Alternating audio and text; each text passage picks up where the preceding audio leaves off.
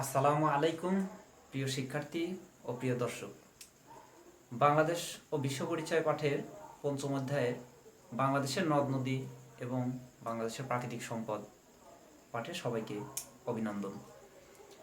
আজ আমরা আলোচনা করব পঞ্চম অধ্যায়ের একটা গুরুত্বপূর্ণ বিষয় নিয়ে, সেটা হলো বাংলাদেশের বনভূমি এবং বাংলাদেশের বনভূমির শ্রেণীবিভাগ। সাধারণত আমরা জানি যেখানে প্রাকৃতিকভাবে বৃক্ষের সমারোহ দেখা যায় আমরা সেটাকেই সাধারণত বলি বন। সাধারণত বাংলাদেশের মাটির গুণাগুণের উপর ভিত্তি করে বাংলাদেশের বনভূমিকে 4 ভাগে ভাগ করা হয়। প্রথমত চট্টগ্রামের বনাঞ্চল, সিলেটের বনাঞ্চল, 3 নম্বরে মধুপুর ভাওয়ালের গড় যেটাকে আমরা বলি, অর্থাৎ গাজীপুর, ময়মনসিংহ এবং টাঙ্গাইলের অংশ বিশেষ যে অঞ্চল সেই অঞ্চল, এবং এদিকে আমাদের আর একটা আছে কি যে সুন্দরবন।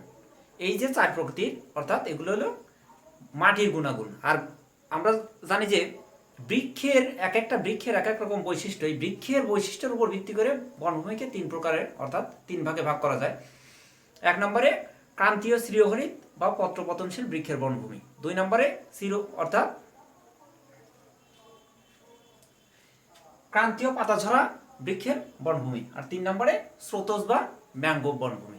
প্রিয় শিক্ষার্থী, যে প্রতিটা দেশের জন্য অর্থাৎ প্রতিটা দেশের মানুষের কল্যাণের জন্য, জীবনের জন্য 25% বনভূমি অবশ্যই থাকা দরকার। কিন্তু আমাদের বাংলাদেশে দ্রুত জনসংখ্যা বৃদ্ধির কারণে এবং প্রাকৃতিক বিভিন্ন কারণে এবং মানবসৃষ্ট বিভিন্ন কারণে বনভূমির পরিমাণ অনেক হ্রাস পেয়েছে। বর্তমানে বাংলাদেশে যে পরিমাণ বনভূমি আছে তা আমাদের জন্য ততটা পর্যাপ্ত নয়, যার কারণে আমাদের অবশ্যই আরও বেশি বেশি গাছ লাগানোর দরকার। বর্তমান প্রেক্ষাপটে আমাদের বাংলাদেশে 15% অর্থাৎ 13% বনভূমি রয়েছে। এখন আমরা প্রথমেই আলোচনায় যাচ্ছি যে ক্রান্তীয় চিরহরিত পত্রপতনশীল বৃক্ষের বনভূমি। সাধারণত ক্রান্তীয় চিরহরিত পত্রপতনশীল বৃক্ষের বনভূমি রাঙ্গামাটি, খাগড়াছড়ি, বান্দরবন এবং কক্সবাজার, ময়মনসিংহ, এখানে সিলেট, হবিগঞ্জ এই অঞ্চলে যে অর্থাৎ বাংলাদেশের দক্ষিণ পূর্ব অঞ্চল এবং উত্তর পূর্ব অঞ্চলের যে পাহাড়গুলো দেখা যায় এই পাহাড়গুলোকেই বলা হয় ক্রান্তীয় চিরহরিত পত্রপতনশীল বৃক্ষের বনভূমি। সাধারণত এই যে বনভূমি, এই বনভূমিতে যে গাছগুলো আমরা সাধারণত দেখতে পারি এর ভিতরে চাপালিশ, ময়না, তেলসুর, মেহগনি, জামরুল, তারপরে সেগুন, গর্জন, এই সমস্ত বনভূমিগুলো অর্থাৎ এই গাছগুলো বনভূমির প্রধান। এখন আমরা এই বনভূমিকে চিরহরিত কেন বলি? যে এই বৃক্ষগুলোর পাতা একেবারে কোনো সময় ঝরে যায় না, অর্থাৎ এই গাছগুলোর একদিকে পাতা ঝরে যাচ্ছে আবার অন্যদিকে নতুন পাতা গজাচ্ছে, যার কারণে এটাকে আমরা বলি চিরহরিত পত্রপতনশীল বৃক্ষের বনভূমি। প্রিয় শিক্ষার্থী, এখন এই সম্পর্কে আমরা যদি ছোট্ট একটা ভিডিও দেখি তাহলে অবশ্যই আমরা এটা সম্পর্কে আরো ভালো ধারণা পাবো। তাহলে চলো আমরা 2 মিনিটের একটা ভিডিও দেখে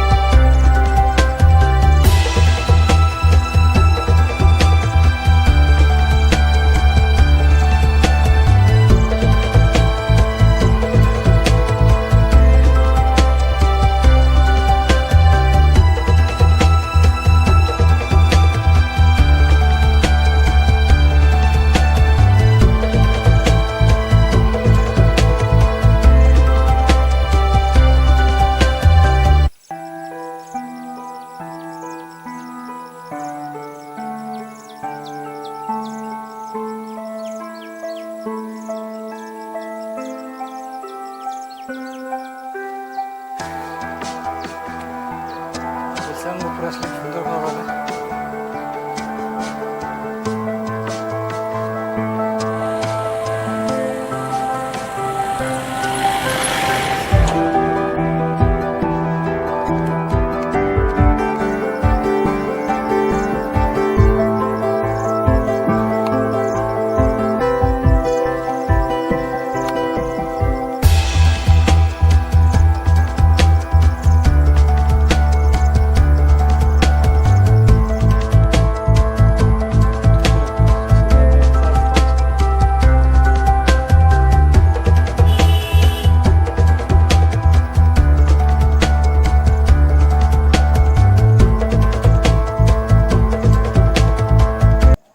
শিক্ষার্থী, এখন আমরা আলোচনায় আসি ক্রান্তীয় পাতাঝরা বৃক্ষের বনভূমি। এই যে ক্রান্তীয় পাতাঝরা বৃক্ষের বনভূমি, অর্থাৎ এই বনভূমির বৈশিষ্ট্য যে নির্দিষ্ট একটা সময়ে অর্থাৎ শীতকালে প্রতিটা বৃক্ষের পাতায় একদম সম্পূর্ণ ঝরে যায়।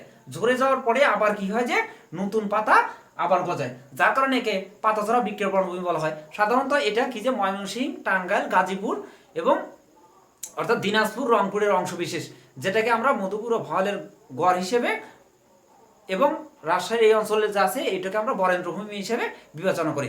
এখন এই অঞ্চলের মধ্যে যে সমস্ত গাছগুলো দেখা যায় এর মধ্যে মেইন সাধারণত যেমন করই, বহেরা, হিজল, তারপরে শিরীষ, হরিতকি, কাঁঠাল, নিম, এই সমস্ত গাছগুলো প্রধান। প্রিয় শিক্ষার্থী, আমরা এখানেও ছোট্ট একটা ভিডিও দেখে নেই, তাহলে এই বন অঞ্চল সম্পর্কে আমরা সম্পূর্ণ একটা ধারণা অর্জন করতে পারবো। এর মধ্যে 43টি প্রজাতির বিভিন্ন রকমের গাছ, 19 প্রজাতির গুলম, 3 প্রজাতির পাম, 27 প্রজাতির ঘাস, 24 প্রজাতির লতা, 104 প্রজাতির ঔষধি গাছ।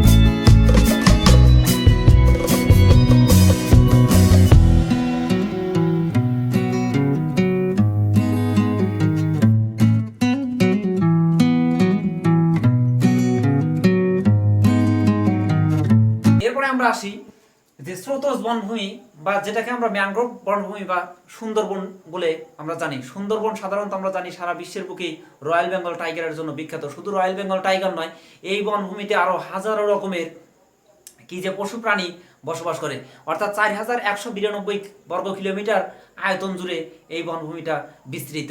এই বনভূমির শুধু এই পশু পাখি নয়, অর্থাৎ বনজ সম্পদের জন্য যেমন আলো, বাতাস এবং স্বাস্থ্যের জন্য এই বনভূমিটা আমাদের খুবই গুরুত্বপূর্ণ অবদান রাখে।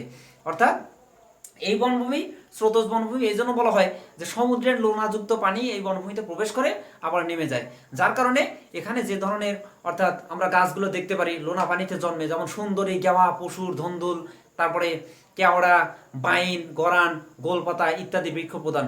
তবে এখানে সবগুলো গাছই সাধারণত অর্থাৎ লোনা পানির যুক্ত গাছ। প্রিয় শিক্ষার্থী, এই সুন্দরবন সম্পর্কে আমরা যদি ছোট্ট একটা ভিডিও দেখি।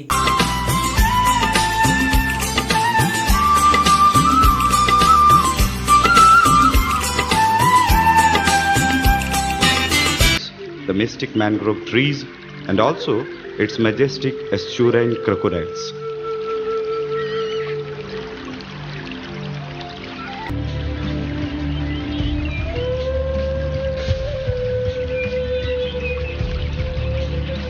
A pair of ashy-wood swallows having a time of their own.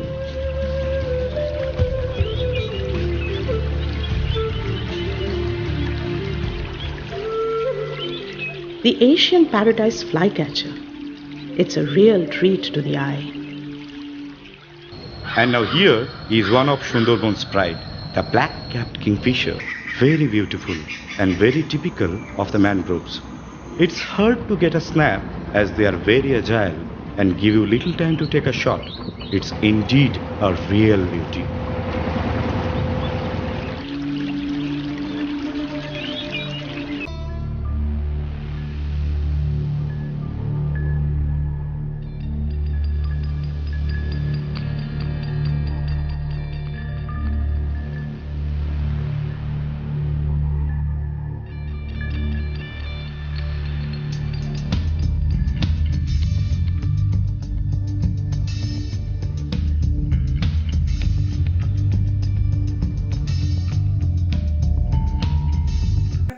এই ছিল আজকে আমাদের আলোচ্য বিষয়।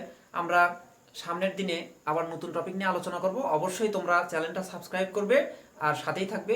এত সময় সবাই ভালো থাকো, সুস্থ থাকো, সবার মঙ্গলময় সুখী সুন্দর জীবন কামনা করি।